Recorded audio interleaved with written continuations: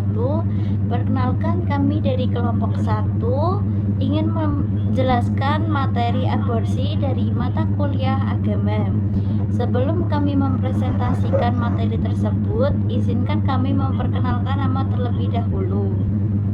Perkenalkan, nama saya Adika Rahma Yulianti dengan NIM 22025010003.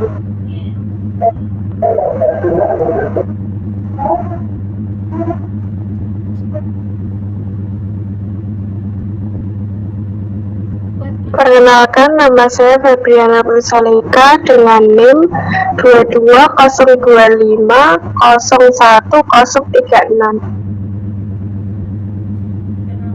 Perkenalkan, nama saya Nabila Febriana dengan NIM 2202501040. Perkenalkan, nama saya Pria Evina dengan NIM 2202501025. Perkenalkan, nama saya Huratain dengan NIM 220250. Baiklah, di sini saya akan menyampaikan mengenai materi aborsi.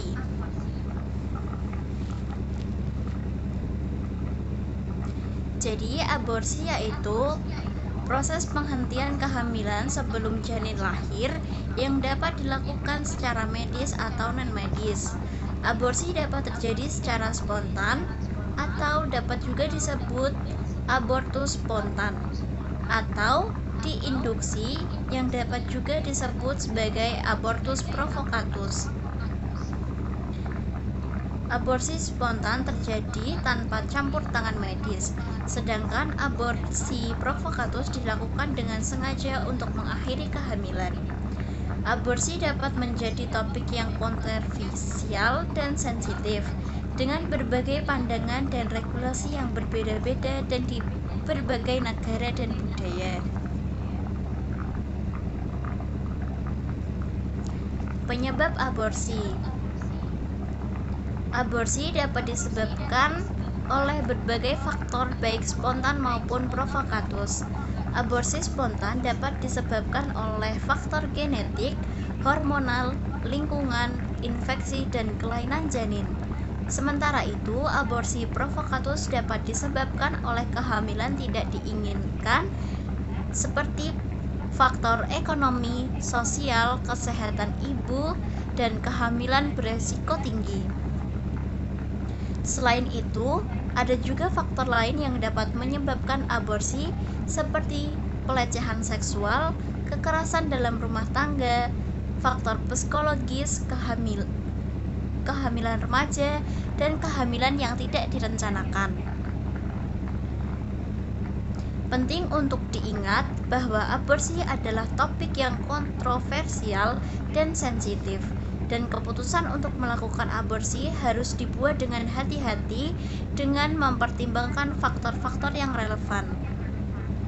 Dalam beberapa kasus, aborsi dapat menjadi pilihan yang sulit dan kompleks, dan perlu dilakukan dengan dukungan dan perawatan yang tepat. Oleh karena itu, penting untuk meningkatkan kesadaran dan edukasi tentang aborsi, serta meningkatkan akses ke layanan kesehatan yang aman dan berkualitas. Siapa sih pelaku aborsi itu? Jadi, pelaku aborsi adalah individu atau pihak yang melakukan tindakan aborsi baik secara spontan maupun provokatus. Mereka dapat berupa ibu hamil, dokter, bidan, keluarga, teman, organisasi, paraji, atau sindikat yang melakukan aborsi secara ilegal dan komersial. Aborsi adalah topik yang kontroversial dan sensitif, sehingga keputusan untuk melakukan aborsi harus dibuat dengan hati-hati dan mempertimbangkan faktor-faktor yang relevan. Tindakan aborsi meliputi aborsi medis atau menggunakan obat seperti mifepristone dan misoprostol, aborsi vakum yaitu menyedot janin menggunakan alat vakum, dan aborsi bedah atau kuretase atau DNI Prosedur ini harus dilakukan oleh tenaga ahli untuk meminimalkan resiko. Namun, di negara dengan regulasi ketat seperti Indonesia, aborsi hanya diperbolehkan jika nyawa ibu terancam. Contoh aborsi yaitu kasus yang sering terjadi pada kehamilan remaja yang tidak diinginkan, pada gadis berusia 15 hingga 19 tahun yang memilih aborsi karena stigma sosial. Di berbagai negara, aborsi juga dilakukan karena deteksi cacat janin seperti sindrom Down. Namun, konteks Islam, contoh ini harus dilihat dari sudut pandang hukum syariat. Resiko aborsi. Resiko aborsi meliputi komplikasi fisik seperti pendarahan, infeksi, atau kerusakan organ reproduksi. Resiko infertilitas atau kehamilan ektopik di masa depan. Dampak psikologis seperti depresi, rasa bersalah, atau gangguan mental, dan juga aborsi ilegal memiliki resiko lebih tinggi dengan angka kematian ibu mencapai 13% di negara berkembang atau WHO pada tahun 2020. Nah, aborsi menurut Islam yaitu pada kehidupan manusia sejak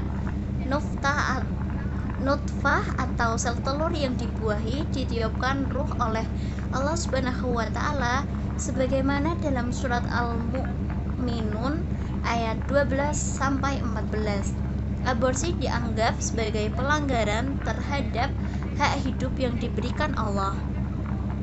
Ulama seperti Imam Syafi'i dan Imam Hanafi sepakat bahwa aborsi dilarang kecuali dalam kondisi darurat, seperti jika kehamilan mengancam nyawa ibu. Hadis dari Abu Hurairah RA menyatakan bahwa Rasulullah Shallallahu Alaihi Wasallam bersabda, setiap anak dilahirkan dalam keadaan fitrah atau suci, maka kedua orang tuanya lah yang menjadikan Yahudi, Nasrani, atau Majusi. Ini menunjukkan bahwa Islam menghormati kehidupan sejak awal. Hukum aborsi dalam Islam.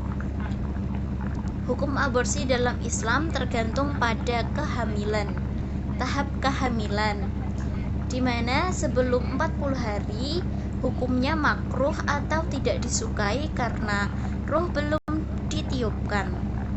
Setelah 40 hari hingga 120 hari termasuk haram, kecuali jika nyawa ibu terancam dengan persetujuan suami dan dokter umum yang beragama muslim. Kemudian setelah 120 hari yaitu haram mutlak karena dianggap sebagai pembunuhan.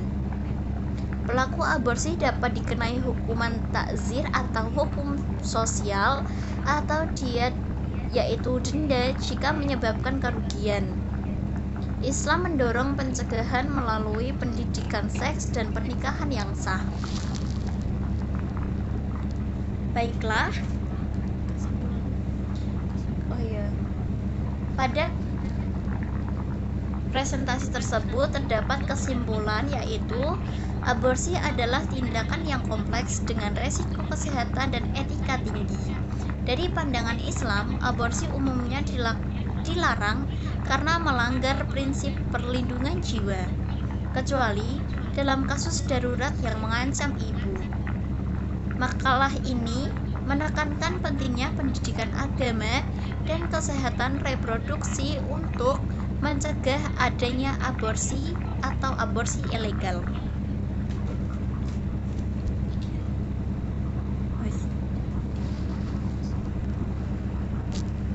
Spontan maupun provokatus.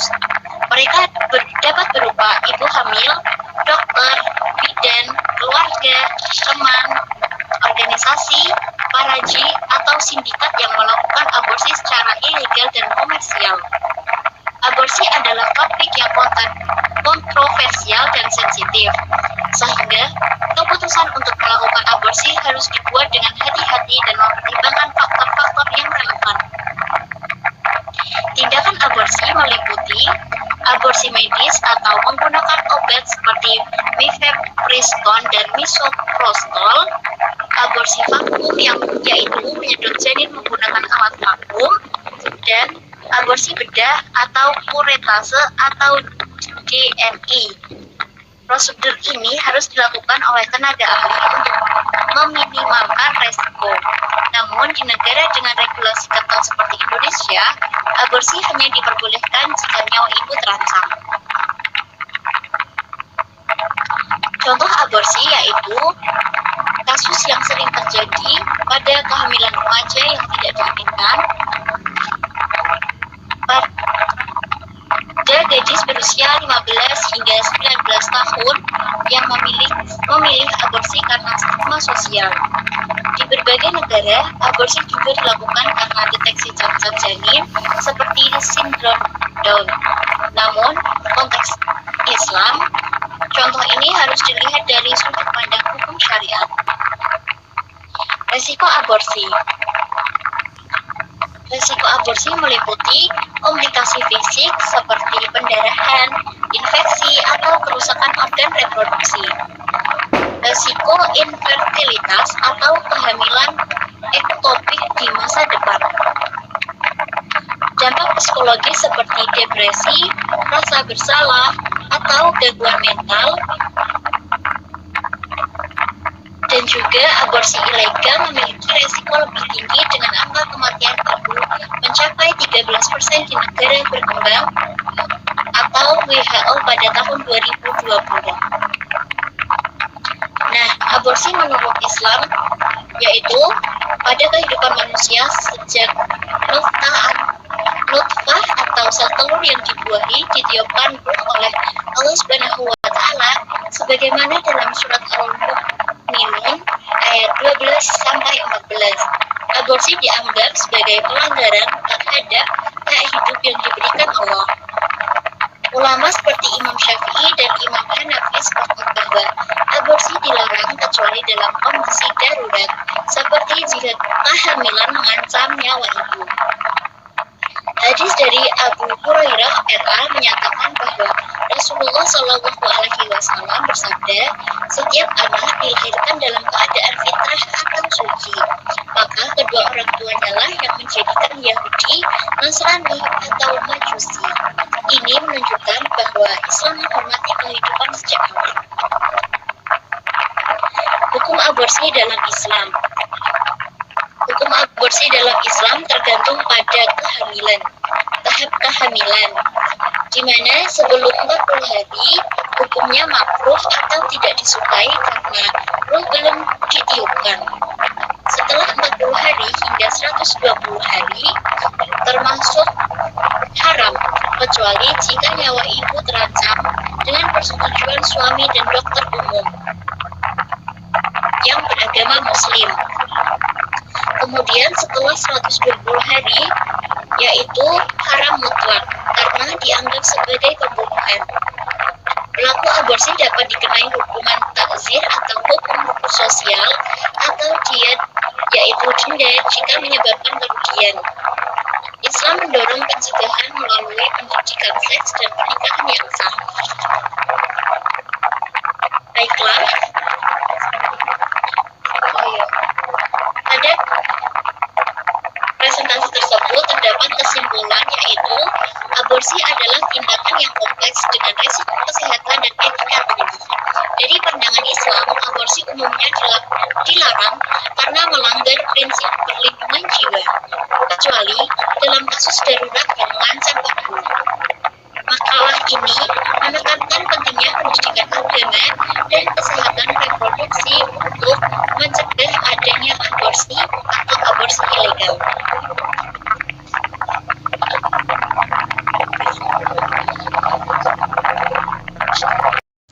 Sekian presentasi dari kelompok kami. Apakah dari kelompok lain ada yang ingin bertanya?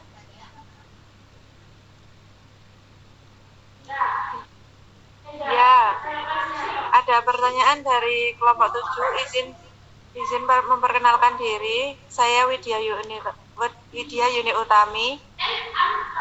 Ingin bertanya, apakah aborsi hukumnya haram secara mutlak dalam Islam?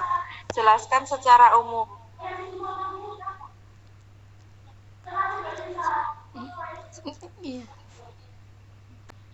Terima kasih atas pertanyaannya. Izin menjawab. Jadi, hukum aborsi yaitu haram karena dianggap menghilangkan nyawa seseorang. Hal tersebut dilarang oleh Allah Subhanahu wa taala. Namun, hukum Islam bersifat fleksibel sehingga ada kondisi tertentu yang membolehkannya, terutama untuk menghindari mudarat yang lebih besar. Prinsip Darul Mafasid muqaddamun ala jalbi al-masalih. Jadi, hukum secara umum aborsi itu haram ya, Mbak? Apakah jawabannya sudah cukup membantu?